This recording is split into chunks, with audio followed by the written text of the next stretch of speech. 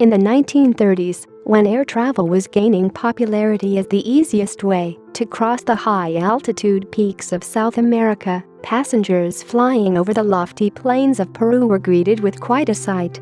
Down on the arid, dry plateau of the Nazca Desert, which is about 250 miles south of Lima and covers an area of approximately 200 square miles, was a plethora of massive markings, many in the shape of people and animals, although there were also hundreds of crisscrossing, randomly spaced lines.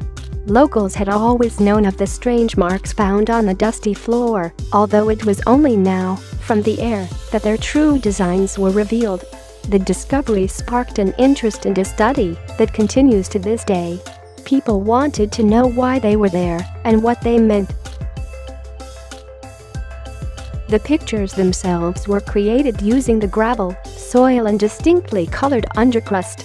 Because the area experiences less than an inch of rainfall each year and the effect of the wind on the surface is minimal, the shapes have been preserved over centuries.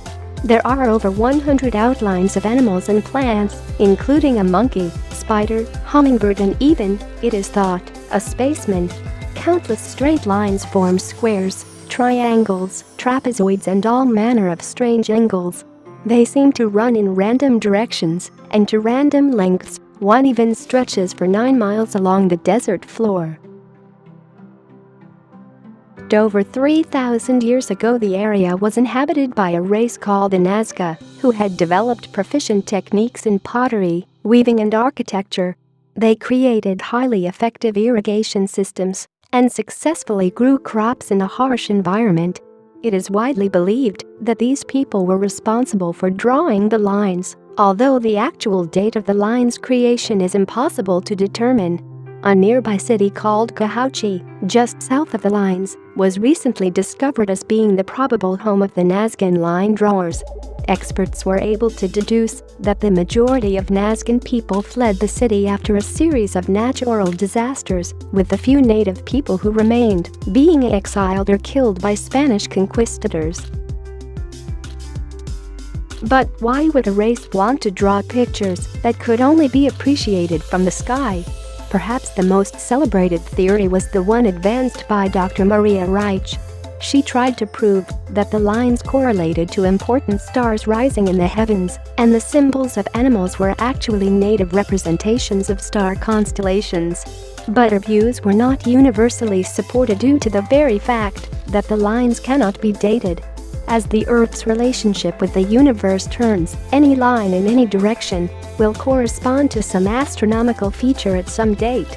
After a lifetime of study and fascination, Reich died and was buried in the Nazca Valley in 1998.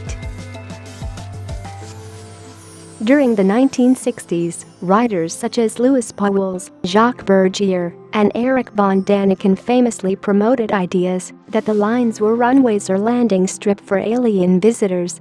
Other theories suggest they are an astronomical calendar, that they were used for religious ceremonies, or that they indicated underground sources of water. One expert believes that, before the invention of weaving tools, the lines had men standing along them holding thread, in a version of a giant human loom. But exactly why the images were designed to be viewed from the air has never really been addressed. One quite astonishing theory is that the Nazca people were the original human aviators and had developed the first rudimentary hot air balloon. Our understanding of the Nazcan culture has developed with archaeological discoveries, but today the fate of the lines is in serious jeopardy.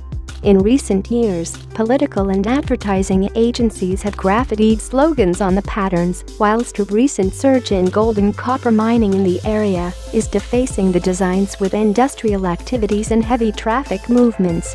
The expanding local population needs a higher level of basic amenities, which has meant utility providers are now running cables and pipes over the site. Combined with the effects of natural weathering, this means that the most enigmatic and mysterious visual display of an ancient race is under threat of being lost from man's history forever.